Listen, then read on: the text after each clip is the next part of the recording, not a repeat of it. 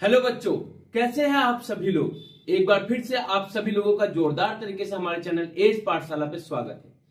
आज class 9th के हम आगे की पार्ट को करने जा रहे हैं, डिस्कस करेंगे, जहां पे हमने लास्ट क्लास में ये देखा था कि हम पेयर ऑफ एंगल्स को कैसे पढ़ते हैं। और मैंने लास्ट क्लास में आपको बताया था कि आज की क्लास में हम पेयर ऑफ लाइंस के बारे में पढ़ने जा रहे हैं कि पेयर ऑफ लाइंस जो होते हैं वो कैसे होते हैं, फिर उनमें किस टाइप के एंगल्स बनते हैं। तो आज की क्लास एकदम ध्यान से समझिएगा और उसके बाद फिर हम लोग करेंगे भौकाली।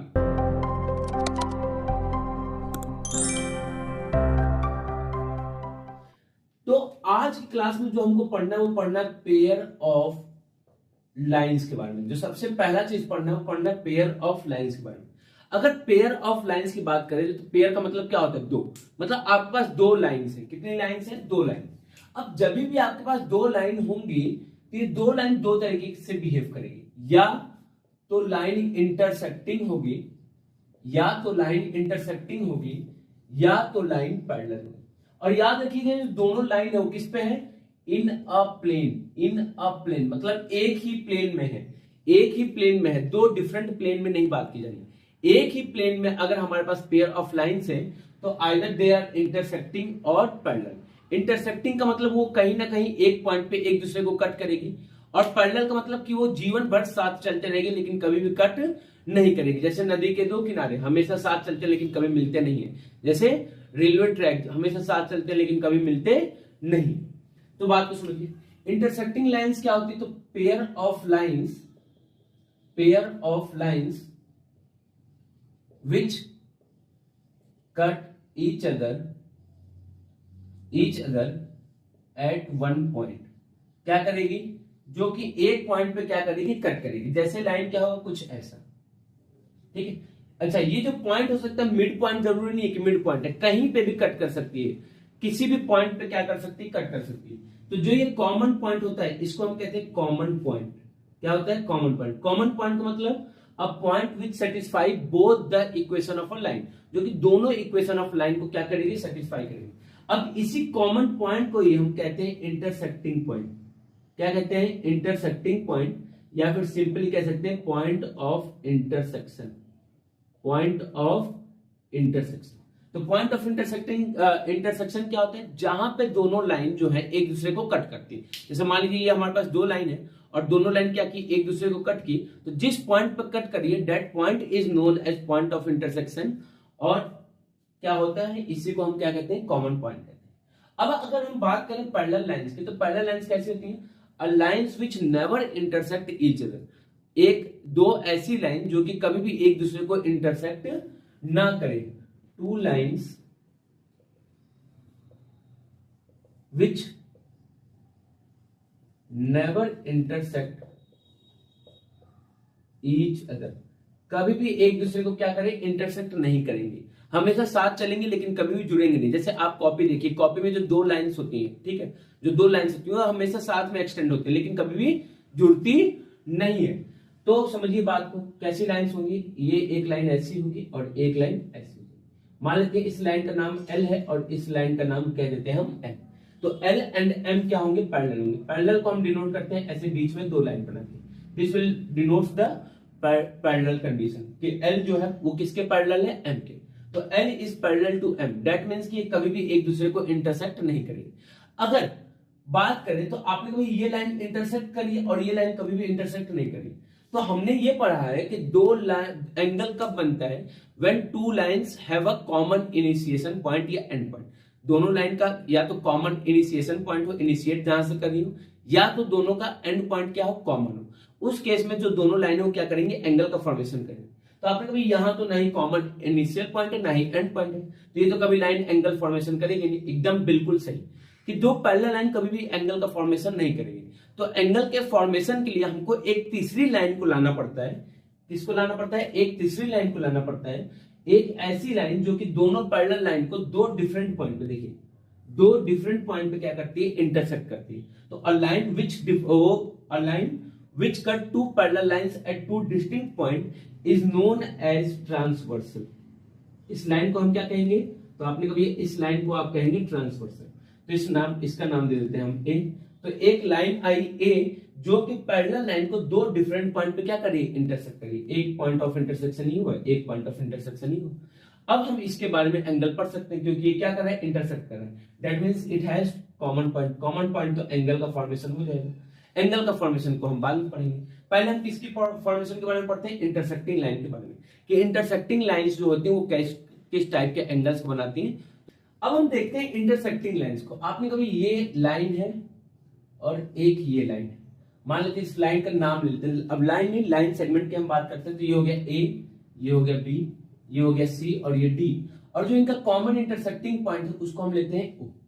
कॉमन इंटरसेक्टिंग पॉइंट है उसको क्या लेते हैं, ओ लेते हैं। तो आपने कभी यहां पे अगर देखा जाए तो ये दोनों लाइन इंटरसेक्ट करी तो एक एंगल यहां पे बन रहा है, ये लाइन इंटरसेक्ट करी तो एक एंगल यहां पे बन रहा है, और यहां पे और यहां। तो 1 2 3 4 ये हमारे पास 4 एंगल बन गए। आपने कहा कि भैया जो 1 है, 1 के अपोजिट में क्या लिखा है, 3। 1 के अपोजिट में क्या लिखा है, 3। और ये 2 है और 2 के अपोजिट में क्या लिखा है, 4। मतलब 1 और 3 जो है वर्टिकल अपोजिट एंगल है, और 2 और 3 क्या है, वर्टिकल अपोजिट एंगल। तो आपने पढ़ा है या आप जानते हैं कि जो वर्टिकल अपोजिट एंगल होते हैं ये क्या होते हैं, आपस में इक्वल। क्यों, क्योंकि ये वर्टिकल अपोजिट एंगल। लेकिन कहां से इक्वल होते हैं भाई, इक्वल हमने पढ़ लिया, रट लिया, हाँ vertical opposite angles are equal to each other, vertical opposite angle are equal to each other. लेकिन कहां से हुआ, इस बात को समझना है आपको, सिर्फ रटना नहीं। Maths is not about ratification, उसको समझना है, कॉन्सेप्ट और बेसिक को क्या करना है, हमको बिल्ड करना है। तो चलिए देखते हैं। आपने कहा कि भैया अगर हम सीडी पे देखें, लाइन किस पे देखें, सीडी पे, तो यहां पे दो एंगल बन रहे हैं, एंगल 1 और एंगल 2। एंगल 1 और एंगल 2। और कैसे एंगल है, तो आपने कभी, ये एक कॉमन रे है और ये दो नॉन कॉमन रे है। दैट मींस कि एंगल 1 और एंगल 2 आर एडजेसेंट एंगल, और एक लाइन पे बन रहा है। तो हमने क्या पढ़ा था कि एडजेसेंट एंगल होंगे और एक लाइन पे बनेगा तो क्या होगा, 180 डिग्री। कहां से, लीनियर पेयर से। कहां से, लीनियर पेयर से। आपने इसको क्या किया, एंगल, इक्वेशन पढ़ा। अब अगर हम लाइन देखें ए बी, लाइन किसको देखें, ए बी को, तो आपने 1 और 4 ए बी को देखें तो एंगल 1 और 4, तो एंगल 1 और 4 भी क्या बन रहे हैं, एक दूसरे के एडजेसेंट है और लीनियर एंगल का फॉर्मेशन कर रहे हैं। तो लीनियर एंगल का क्या होता है, दोनों का सम 180 डिग्री के इक्वल। कहां से, लीनियर पेयर से। आपने कहा कि भैया अगर देखा जाए इक्वेशन 1 और इक्वेशन 2, इक्वेशन 1 और इक्वेशन 2 को देखा जाए तो एंगल 1 प्लस एंगल 2 जो होगा वो एंगल 1 प्लस एंगल 4 के इक्वल होगा। क्यों, क्योंकि RHS of both the equation are equal, therefore that implies कि LHS is also equal to each other. तो LHS भी आपस में क्या हो गया, इक्वल हो गया। ये एंगल 1 यहां पे भी, एंगल 1 यहां पे भी, दोनों पॉजिटिव है तो कैंसिल हो। This implies angle 2 is equal to angle 2। और यही एंगल क्या था, वर्टिकल अपोजिट एंगल। यही तो एंगल था वर्टिकल अपोजिट एंगल। तो हमने क्या कर लिया कि वर्टिकल अपोजिट एंगल आपस में क्यों इक्वल होता है, हमने प्रूफ कर लिया। सिमिलरली एंगल 1 और एंगल 3 भी क्या हो जाएंगे, आपस में इक्वल। बात को समझिए, बात को समझिए। तो जितने भी हम एंगल आज तक पढ़े उन सभी के हम प्रूविंग करके दिखाएंगे कि क्यों ये आपस में इक्वल होता है। ऐसे नहीं बस रट लो।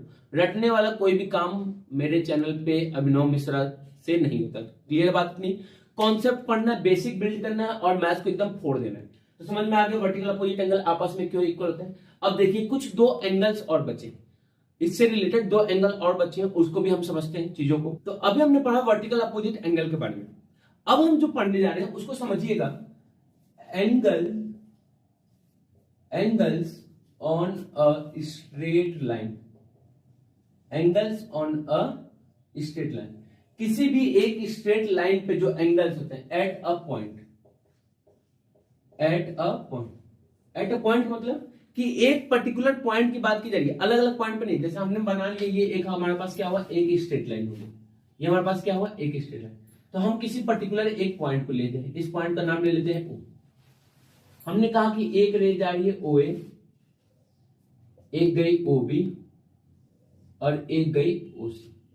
हमने रे कह दिया OA, OB और OC। याद रखिएगा तीनों रे कहां से जा रही है, तो आपने तीनों का जो इनिशियल पॉइंट है वो क्या है, सेम है, या सिंपली कह सकते हैं तीनों का जो एंड पॉइंट है वो O है। तो इनिशियल पॉइंट का ये, एंड पॉइंट का ये, उससे कोई मतलब नहीं। लेकिन दोनों में से कोई एक, यानी दोनों को मार दिए एक ही जगह। तो आपने कहा कि भैया अगर यहां पे हम देखें तो एक एंगल बन रहा है ये 1, एक 2, ये 3 और ये कौन सा बन रहा है 4। तो आपने कहा हमारे पास 4 एंगल बन रहे हैं, 1 2 3 4। कौन सा बन रहे हैं, 1 2 3 4। तो क्या कहती प्रॉपर्टी कि angle on a straight line at a point, तो sum of all the angles, sum of all the angle, सभी एंगल का अगर हम सम करते हैं, सभी एंगल का सम करते हैं, वो भी एक पॉइंट पे अगर है किसी स्ट्रेट लाइन पे, तो जो सबका सम आएगा that is equal to 180 degree. तो sum of all the angles, sum of all the angles on a straight line at a point, at a point याद रखिएगा, ये नहीं कि एक यहां से लिया और एक इधर से ले लिया, है ना, कि इनको भी ले लिए 5 6 7, मान लीजिए 5 6 7 है तो 5 6 7 को भी ले लिए, नहीं यहां पे होगा 5 + 6 + 7, ये अलग 180 डिग्री के इक्वल होगा, ये अलग 180 डिग्री के इक्वल होगा। तो ये बात याद रखिएगा कि एट अ पॉइंट की हम बात करते हैं। अगर सेकंड देखें तो सेकंड आपको पढ़ना है angles, angles around a point, around a point, तो किसी भी पॉइंट के अराउंड, तो मान लीजिए ये कोई पॉइंट है, पॉइंट के अराउंड, तो आपने अगर पॉइंट में जहां से हम स्टार्ट करते हैं और वापस वहीं पे आ जाए, जहां से हमने स्टार्ट किया वापस वहीं पे आ जाए, मतलब एक कंप्लीट रेवोल्यूशन, एक कंप्लीट रेवोल्यूशन मतलब एक कंप्लीट एंगल, और एक कंप्लीट एंगल किसके इक्वल होता है, 360 डिग्री, हमने प्रीवियस क्लास में पढ़ा है। तो आपने कभी मान लेते हैं एक रे इधर जा रही है, एक रे इधर जा रही है, एक रे इधर जा रही है और एक रे इधर, और नाम कर लेते हैं 1 2 3 4। अभी मत करिए ये तो भैया वर्टिकल अपोजिट है, भैया स्ट्रेट लाइन नहीं बनना है, ठीक है, स्ट्रेट लाइन नहीं, इसलिए मैंने अलग अलग रे बनाई है, अलग अलग रे बनाई है, याद रखिएगा। तो क्या कहता है कि एंगल, तो ये कहता है कि sum of angles around a point is 360। किसी भी पॉइंट के अराउंड जितने भी एंगल्स होते हैं, किसी भी पॉइंट के अराउंड जितने भी एंगल्स होते हैं, उन सभी का जो सम होता है that is equal to 360 degree, 360 degree. Hope so कि अभी तक की सारी चीजें आप लोग को समझ में आ गई होगी। मिलते हैं नेक्स्ट क्लास में। नेक्स्ट क्लास बहुत ही इंपॉर्टेंट होने वाला है, क्यों, क्योंकि वहां we will going to discuss the angles formed by the parallel lines and transversal. तो नेक्स्ट क्लास बहुत ही इंपॉर्टेंट होने वाला, उससे पहले आप तीनों क्लास को पढ़ लीजिएगा, देख लीजिएगा एकदम आराम से, जिससे कि सारे कॉन्सेप्ट्स आपके क्लियर हो जाए। तब तक के लिए जय हिंद, जय Bharat. Don't trouble your mother and father, be kind, be honest, और जो मन है वो कीजिए, बट पढ़ाई जम के कीजिए।